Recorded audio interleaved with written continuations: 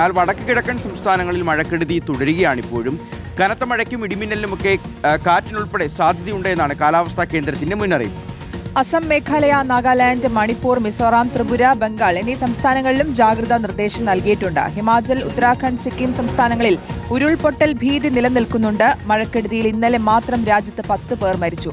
Nobel മരക്കാരനുണ്ട് വിശദാംശങ്ങൾ നൽകാൻ. Nobel, മഴക്കെടുതി രൂക്ഷമായി തുടരുകയാണ് ഉത്തരേന്ത്യയിൽ. നിലവിൽ എങ്ങനെയാണ് മഴ തുടരുമെന്ന് തന്നെയാണോ? ഒപ്പം മഴക്കെടുതി എത്രത്തോളം രൂക്ഷമാകുന്നുണ്ട്? ഏതൊക്കെ സംസ്ഥാനങ്ങളെ കാര്യമായി ബാധിക്കുന്നുണ്ട്?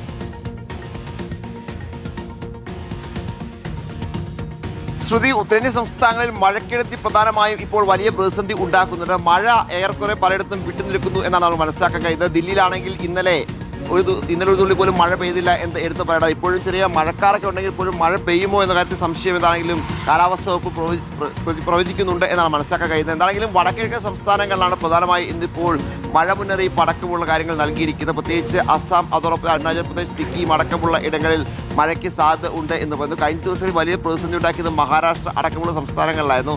മഹാരാഷ്ട്ര, ഗുജറാത്ത് തുടങ്ങിയ സംസ്ഥാനങ്ങളിൽ ശക്തമായ മഴയാണ് കഴിഞ്ഞ ദിവസങ്ങളിൽ പെയ്തത്. അതിലൊരു നേരിയ ശമനം വന്നിട്ടുണ്ട് എന്നാണ് ഇപ്പോൾ നമുക്ക് അവിടെ നിന്ന് വിവരമുള്ളത്. പക്ഷേ മഴക്കെടുതികൾ പൂർണ്ണമായും വിട്ടുമാറിയിട്ടില്ല. കാരണം വെള്ളം കയറിയ ഇടങ്ങളിൽ നിന്നൊക്കെ വെള്ളം ഇറങ്ങി തുടങ്ങുന്നതേ ഉള്ളൂ. അത് സാധാരണയിലേക്ക് എത്താൻ കുറച്ച് ദിവസം കൂടി പിടിക്കും എന്നാണ് അധികൃതർ അടക്കം അറിയിക്കുകയും ചെയ്യുന്നത്. നിലവിൽ ഈ ഹിമാചൽ പ്രദേശ് അടക്കമുള്ള ഇടങ്ങളിൽ മണ്ണിടിച്ചിൽ അടക്കമുള്ള സാഹചര്യങ്ങൾ പ്രതിസന്ധിയായി തുടരുകയും ചെയ്യുന്നത്. ഹിമാചൽ പ്രദേശിലാണെങ്കിൽ കഴിഞ്ഞ ഇന്നലെയും രാത്രിയോടുകൂടി മണ്ണിടിച്ചു എന്നാണ് നമുക്ക് മനസ്സിലാക്കാൻ കഴിയുന്നത്. ഹിമാചൽ പ്രദേശിലെ സിർമുൽ ജില്ലയിലെ നഹാനിൽ വലിയ തരത്തിൽ മണ്ണിടിച്ചിൽ റോഡ് തകർന്നു പോകുന്ന സാഹചര്യം ഉണ്ടായി. 5 വീടുകൾക്ക് ഭാഗികമായ കേടുപാടുകൾ സംഭവിച്ചിട്ടുണ്ട്. 30 കുടുംബങ്ങളെ ഇത് ബാധിച്ചു എന്നാണ് അവിടെ നിന്ന് വിവരം ഉള്ളത്. അതോടൊപ്പം തന്നെ പശ്ചിമ ബംഗാൾ ചില ഭാഗങ്ങളിലൊക്കെ വലിയ മഴ മുന്നറിയിപ്പ് ഉണ്ടെന്ന് മനസ്സിലാക്കുന്നു. പ്രധാനപ്പെട്ട കാര്യം ഹിമാചൽ പ്രദേശ്, ഉത്തരാഖണ്ഡ് സംസ്ഥാനങ്ങളിൽ ശക്തമായ മഴയിൽ മണ്ണൊലിപ്പും അതോടൊപ്പം തന്നെ പാറക്കെട്ടിലൊക്കെ റോഡുകളിലേക്ക് വീഴുന്ന വലിയ പ്രതിസന്ധിയാണ് ഉണ്ടാകുന്നത്. റോഡുകൾ തകരുന്നു എന്ന് വേണമെങ്കിൽ പറയാം.